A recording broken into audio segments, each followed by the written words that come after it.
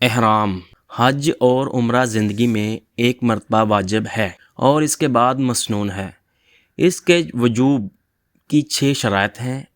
Number 1 اسلام، number 2 عقل، number 3 بلوغت، number 4 آزادی، نمبر 5 استطاعت، نمبر 6 عورت کے لیے محرم کا ہونا۔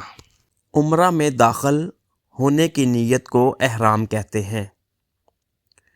عمرہ کرنے والے کو احرام باندھتے وقت لبیک عمرتن یا اللہم لبیک عمرتن کا لفظ زبان سے کہنا مستحب ہے۔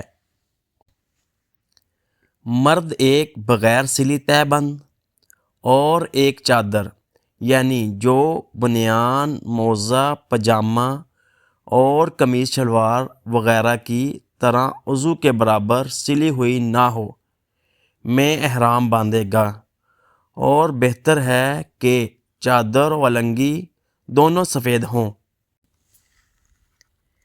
احرام کی نیت کرنے سے پہلے غسل کرنا، خوشبو لگانا اور ناخن تراشنا، مونچھیں کاٹنا، زیر ناف منڈوانا اور بغل کے بالوں کی صفائی کرنا مستحب ہے۔ احرام کی 2 رکعت کے نام سے 2 رکعت نماز پڑھنا ثابت نہیں ہے۔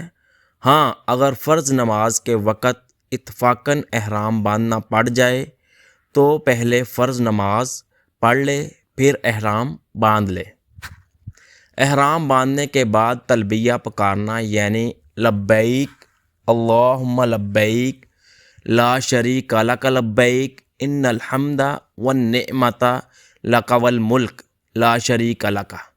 میں حاضر ہوں اے اللہ، میں حاضر ہوں، میں حاضر ہوں، تیرا کوئی شریک نہیں، یقیناً سب تعریف تیرے ہی لیے ہے، ساری نعمتیں تیری ہی ہیں اور ساری بادشاہت تیری ہی ہے، تیرا کوئی شریک نہیں کہنا مسنون ہے۔ مرد بلند آواز سے پکاریں اور عورتیں پست آواز سے۔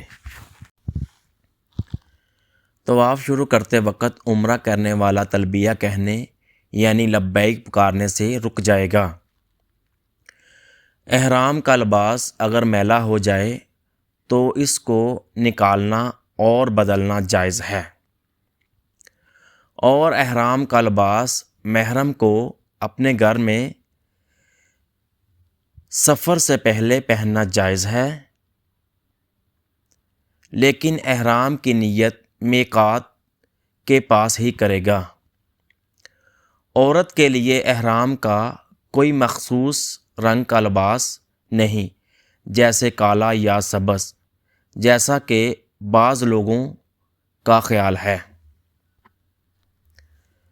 محرمہ عورت کے لیے دستانے پہننا یا نقاب لگانا جائز نہیں، اس لیے کہ یہ دونوں عضو کے برابر سلے گئے ہیں، اور آپ صلی اللہ علیہ وسلم کا فرمان ہے محرمہ عورت نہ نقاب لگائے اور نہ دستانے پہنے، لیکن وہ اجنبی مردوں سے اپنا چہرہ اور دونوں ہاتھ دستانے اور نقاب کے علاوہ دوسرے کپڑے سے چھپائے رکھے گی۔ جزاک اللہ۔ ہماری ویڈیوز کو دیکھیں، شیئر کریں اور چینل کو سبسکرائب کریں۔